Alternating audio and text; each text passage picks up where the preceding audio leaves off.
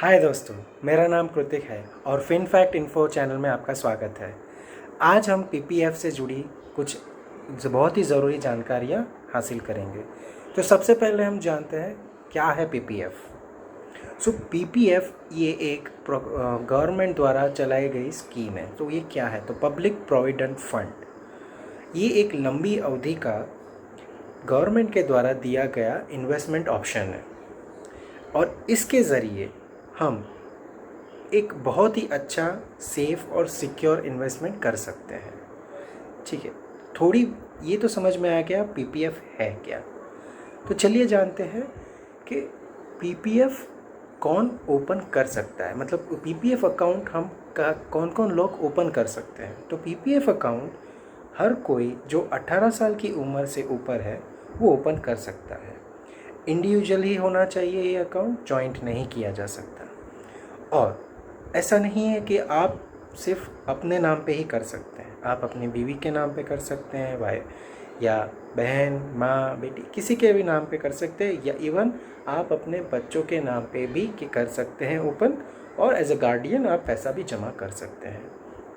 तो ये तो हुआ कौन कौन ओपन कर सकता है अकाउंट। ठीक है, तो वाई हमें पीपीएफ अकाउंट ओपन क्यों करना चाहिए। ठीक है, तो सबसे पहली बात है कि अगर हम सबको कुछ ना कुछ इन्वेस्टमेंट तो करना ही है। ठीक है, और हर कोई चाहता है कि हमारा पैसा कुछ अच्छा रिटर्न दे और सेफ़ और सिक्योर हो। तो गवर्नमेंट सरकार पीपीएफ अकाउंट के द्वारा हमें ये ऑप्शन प्रदान करती है जो बहुत ही सेफ़ एंड सिक्योर रहता है, जिसमें आपको एक अच्छा खासा इंटरेस्ट रेट भी मिलेगा जो इन्फ्लेशन को भी बीट करता है। इन्फ्लेशन क्या है ये सारी डिटेल हम कभी और किसी शो में जानेंगे, लेकिन अभी इन्फ्लेशन समझ लीजिए कि आप अगर 5% 6% इन्फ्लेशन होता है तो 7 अभी के हिसाब से जो इंटरेस्ट रेट चल रहा है उस हिसाब से आपको मिलेगा। सो थोड़ा ज़्यादा, तो इससे आपकी पैसों की वैल्यू कम नहीं हो रही है और आपको साथ में इंटरेस्ट भी मिल रहा है। तो सबसे पहला होता है क्यों ओपन करना चाहिए। तो अगर हम, जैसे मैंने बताया कि लंबी अवधि के लिए हमें जितना लंबा हम सेव करेंगे उतनी ज़्यादा पूंजी जमा राशि हम कर सकते हैं। तो अब और एक सबसे अच्छी चीज़ है इसके अंदर कि टैक्स, इसमें आपको टैक्स बेनिफिट भी मिलता है। हाँ दोस्तों, आपको टैक्स बेनिफिट भी मिलता है और ये है एग्जम्प्ट ई सेक्शन, मतलब ई के अंदर ये प्रॉम्प्ट होता है। तो अब ये ई क्या है, एग्जम्प्ट क्या है। तो आपको शायद पता होगा कि 80C जिसमें हम 1.5 लाख, मतलब 1,50,000 तक की जमा राशि पे हम एग्जम्पशन ले सकते हैं। तो पीपीएफ भी एक उसमें से एक ऑप्शन है जिसका आप यूज़ कर सकते हैं। तो अब दूसरी चीज़ आती है, दूसरा पार्ट एग्जम्पशन। दूसरा क्या है कि जो इंटरेस्ट आपको मिलता है हर साल उस पे भी आपको एग्जम्पशन मिलता है। और दोस्तों जब अवधि ख़त्म हो जाती है, कोई भी अवधि, जो भी हम मान लीजिए जो भी टाइम पीरियड आपने रखा हुआ है वो मैच्योर हो जाती है, तो एक बड़ी अमाउंट आती है और उस बड़ी अमाउंट पे भी आपको 100% एग्जम्पशन मिलता है दोस्तों। सो ये बहुत ही अच्छी स्कीम है। अगर अलग तरीके से कैलकुलेट किया जाए, ये कैलकुलेशन भी मैं आपको बताऊंगा दूसरे पार्ट में, लेकिन ये एक बहुत ही अच्छा कैलकुलेशन है, आपको समझना बहुत ही अच्छा है। तो आखिर अगर ये आपको इतना अच्छा बेनिफिट दे सकता है, एक तो सेफ़ एंड सिक्योर है, इंटरेस्ट भी अच्छा देती है गवर्नमेंट, ठीक है, तो हम सबको ये करना चाहिए। ठीक है, तो इसका टाइम ड्यूरेशन क्या होता है, तो आइए समझते हैं टाइम ड्यूरेशन। जैसे हर एक चीज़ का, जहाँ हम सब एफडीबी खोलते हैं तो कुछ 1 साल, 2 साल, 5 साल रहती है, वैसे ही पीपीएफ की जब आप पहली बार ओपन करते हैं उसकी अवधि रहती है 15 साल। वो फिक्स रहता है, वो लॉकिंग पीरियड रहता है। तो 15 साल के लिए आपको पैसा जमा करना है। ठीक है, और 15 साल के बाद ये आपके ऊपर है कि आप इसको कंटिन्यू करना चाहते हैं कि नहीं चाहते। अगर आप कंटिन्यू करना चाहते हैं तो आप 5-5 साल का एक्सटेंशन ले सकते हैं। तो ये तो बात हो गई, 15 साल लॉकिंग पीरियड है और फिर 5-5 साल का आप एक्सटेंशन चाहे तो ले सकते हैं। तो अब इसमें इंटरेस्ट रेट कितना मिलता है? तो अभी इस पे इंटरेस्ट रेट, अभी जो करंट इंटरेस्ट रेट चल रहा है 2022 का, वो है 7.1%।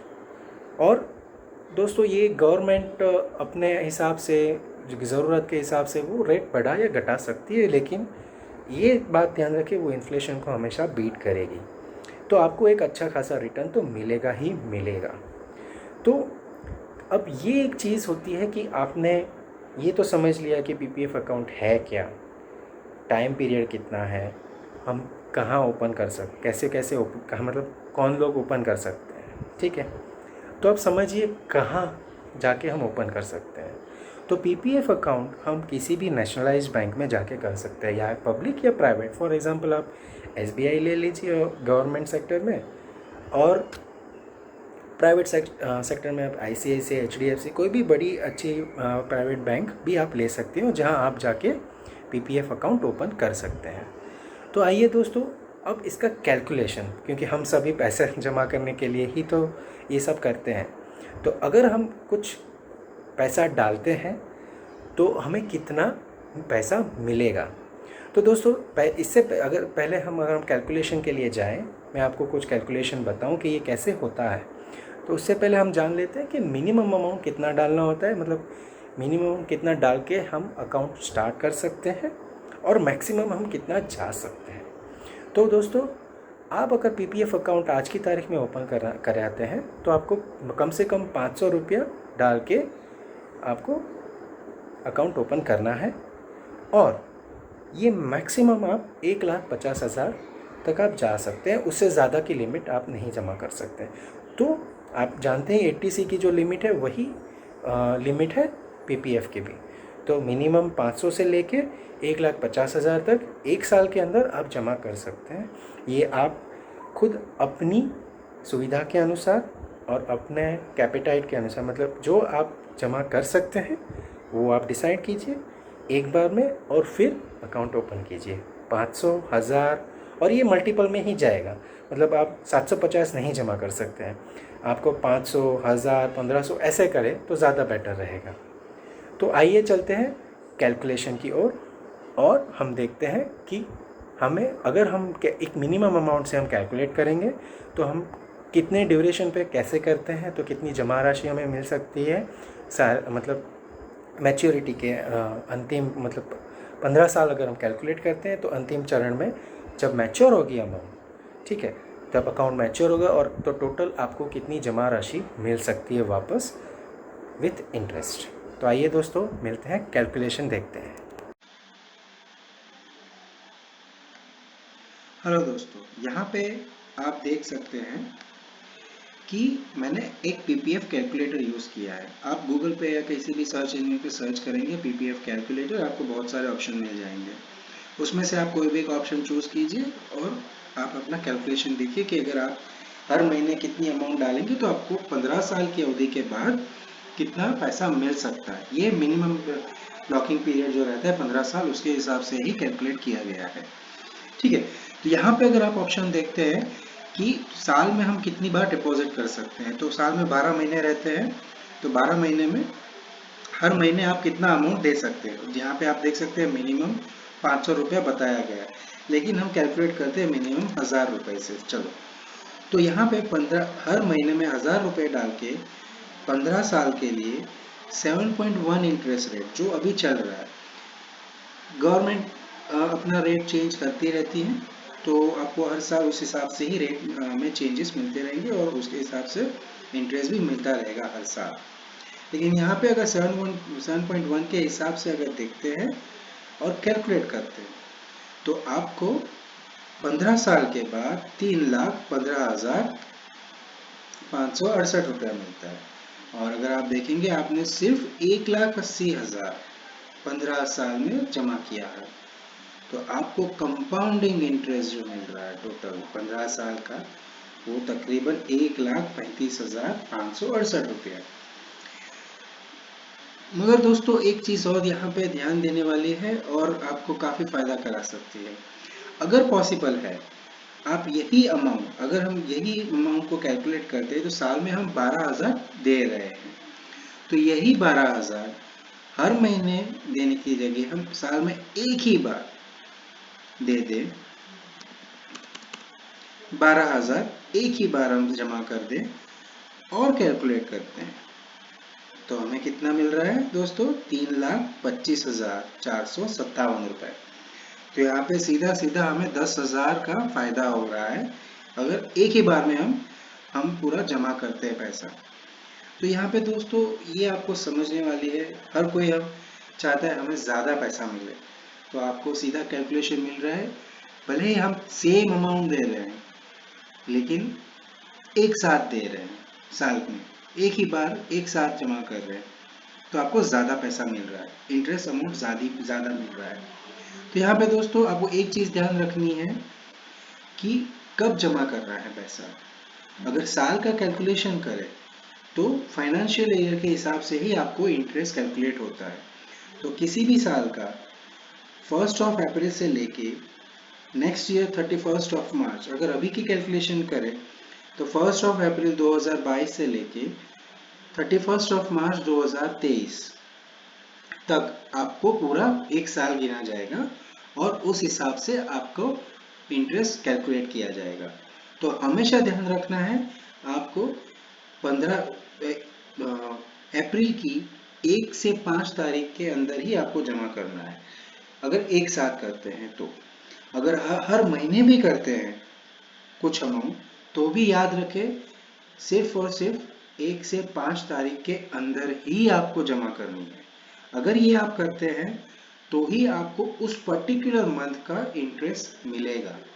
अगर आप नहीं करते तो वो मंथ का इंटरेस्ट आपको नहीं मिलेगा। तो आपको ये चीज़ खास ध्यान रखनी है। तो दोस्तों ये था आपका कैलकुलेशन और आप बाद में अपनी सुविधा के अनुसार कैलकुलेट कर सकते हैं और सुविधा के हिसाब से आप जमा कीजिए, अकाउंट ओपन कीजिए और मनचाहा इंटरेस्ट पाइए इसके हिसाब से। शुक्रिया। तो दोस्तों ये हमने समझा कैलकुलेशन करते हुए और हम कितना जमा करके कितना पा सकते हैं। तो ये आपके ऊपर है, आप अपने हिसाब से अपनी अवधि और कितना हर महीने जमा कर सकते हैं आप डिसाइड कीजिए और इन्वेस्टमेंट कीजिए। तब तक के लिए और अगर ये आपको वीडियो बहुत पसंद आया है तो प्लीज़ मुझे इनकरेज कीजिए, लाइक शेयर सब्सक्राइब और साइड पे आपको बेल आइकन भी मिलेगा वो भी दबा दीजिए। तो अगर आपको जो भी नेक्स्ट वीडियो होगी आपको इसका नोटिफिकेशन आ जाएगा। और दोस्तों प्लीज़ शेयर कीजिए, मुफ्त में मिल रही है और ये जानकारी, और दूसरों को भी शेयर कीजिए तो उनका भी ज्ञान बढ़े और वो भी आपके दोस्त हो उनका भी वो भी इन्वेस्टमेंट करना चाहे तो कर सकते हैं, जानकारी पा सकते हैं। तो तब तक के लिए थैंक यू। और अगर कोई क्वेश्चंस भी है तो कमेंट में भी आप लिख सकते हैं, मैं कमेंट पढ़ूंगा। अगर आपके कोई क्वेश्चंस है वो भी हम ज़रूर देखेंगे। और नेक्स्ट पार्ट में मैं आपको इसके कुछ बेनिफिट्स और जैसे मैंने बताया था कुछ और इंटरेस्टिंग कैलकुलेशंस भी मैं लेके आऊँगा पीपीएफ से ही जुड़े। तो तब तक के लिए थैंक यू और मिलते हैं नेक्स्ट वीडियो में पार्ट में। Thank you.